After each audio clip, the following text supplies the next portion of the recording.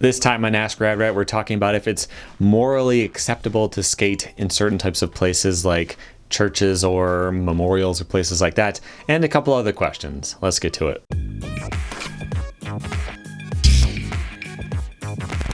Welcome back to Rad Rat Video, where today I'm answering your questions on my series Ask Rad Rat. People have sent in their questions from radratvideo.com, and I'm answering a few of them. I've got 4 today.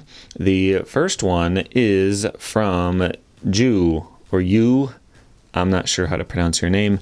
The question is, concerning all tricks that involve some sort of rotation, shouldn't a backside 180 and an ollie followed by a backside revert be considered 2 different tricks?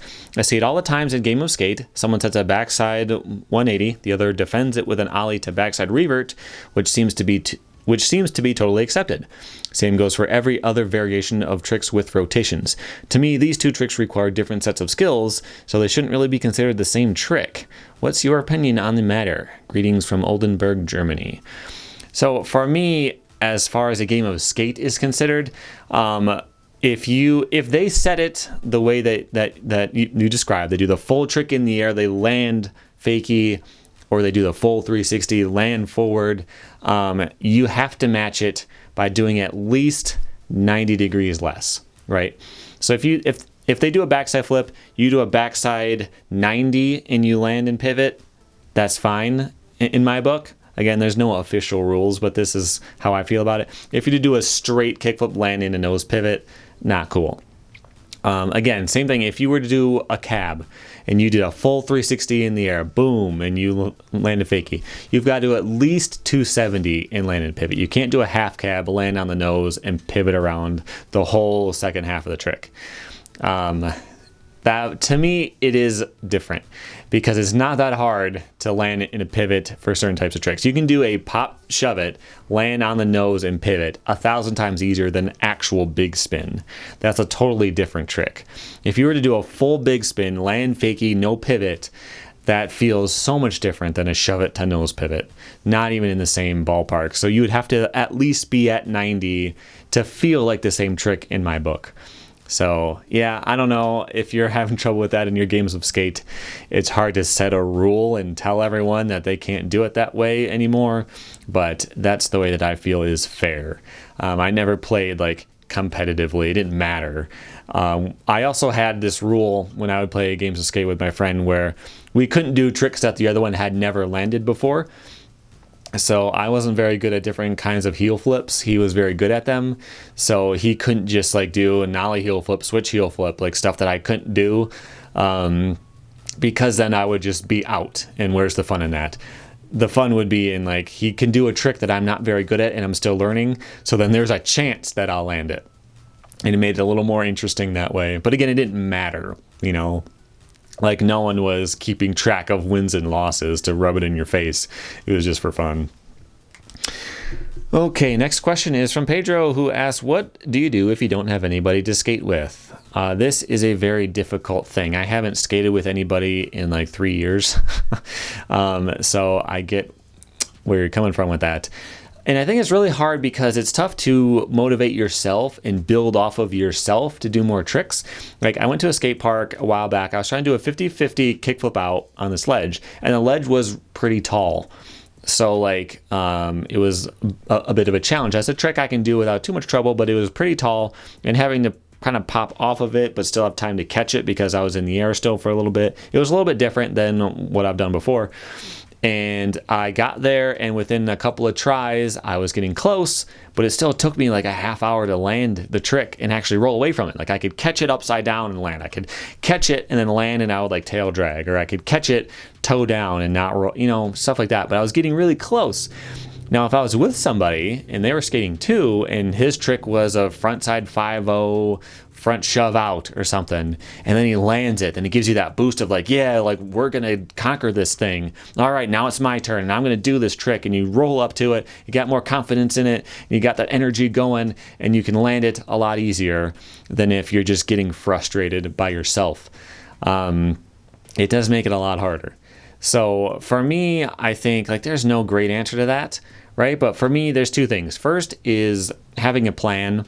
So like that day I went there with that trick in mind. That was something I wanted to do. I also wanted to work on some of my switch flat ground stuff.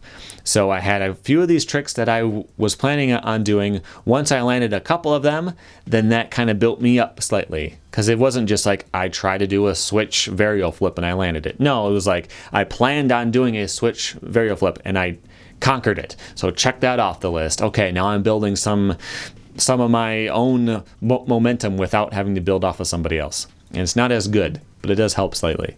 That's the first thing. The other thing is finding some kind of music that really gets you pumped and going. You know, getting that same sort of amped up, I can do anything type of feeling. If you find some kind of music that can get you to that spot, that helps a lot. That's something I'm not great at. I found a couple of things that do make me kind of feel like, I just kind of listen to stuff I enjoy. But every now and then there's something that really gets me going, and that helps to a degree. Those are the two things. I don't know anything else. But I would love to know if there's any other tips.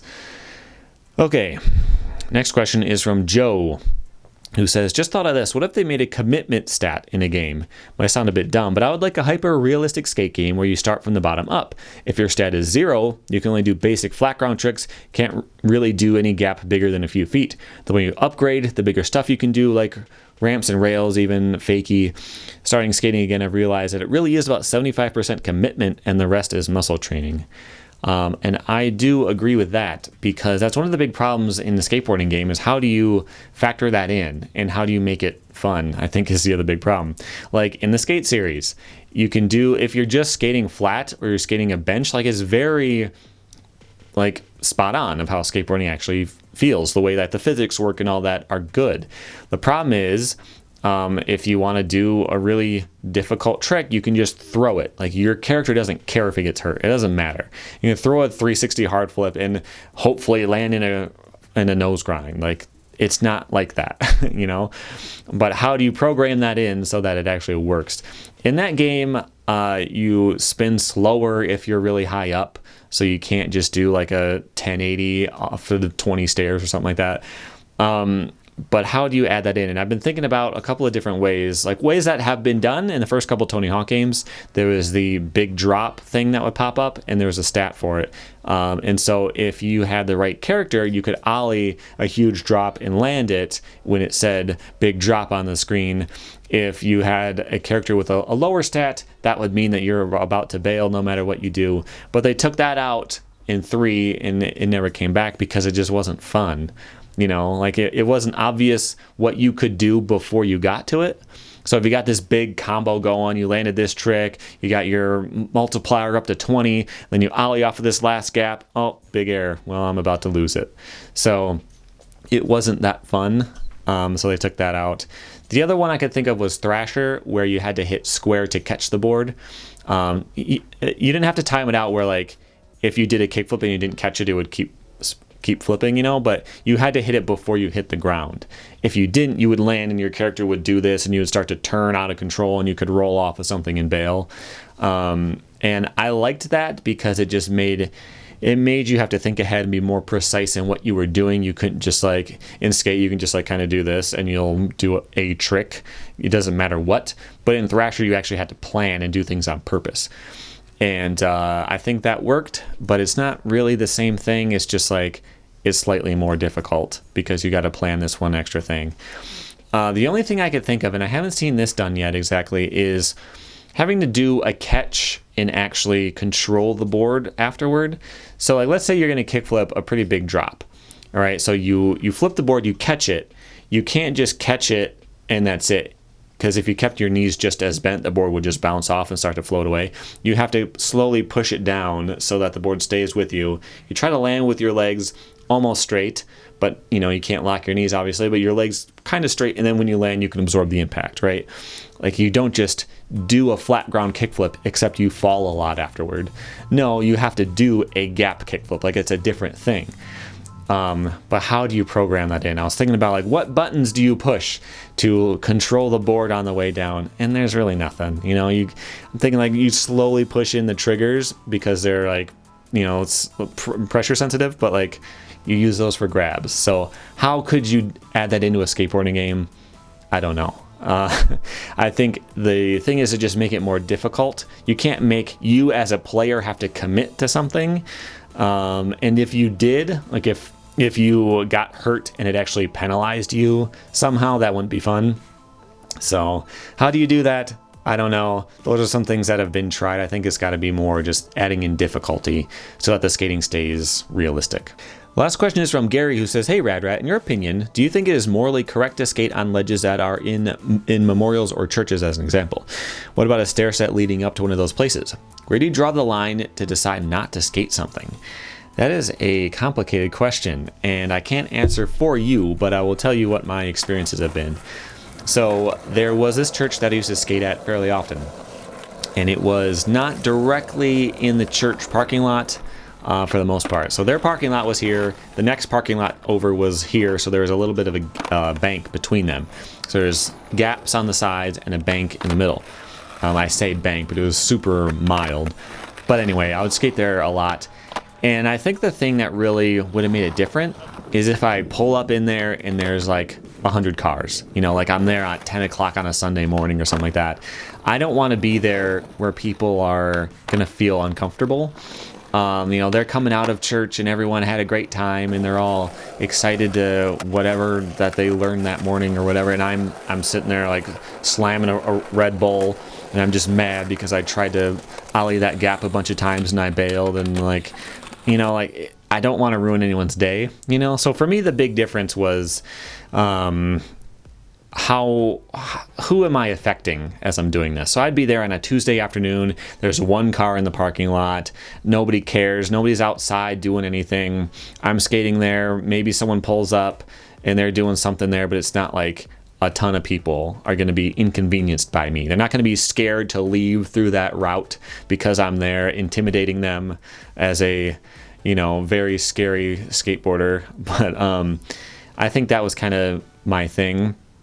Is just like, it's okay. And there I wasn't doing any damage. It was a bank. It wasn't like I was grinding stuff and waxing up their curbs and all that. But that was my line of like, I don't want to ruin anyone's day and make it worse.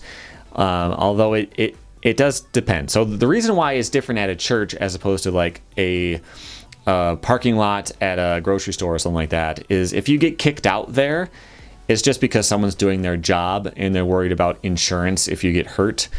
And like, I'm not going to sue you if I get hurt. So if I sneak back in an hour later, it doesn't, like, I'm not doing any damage to you in your life.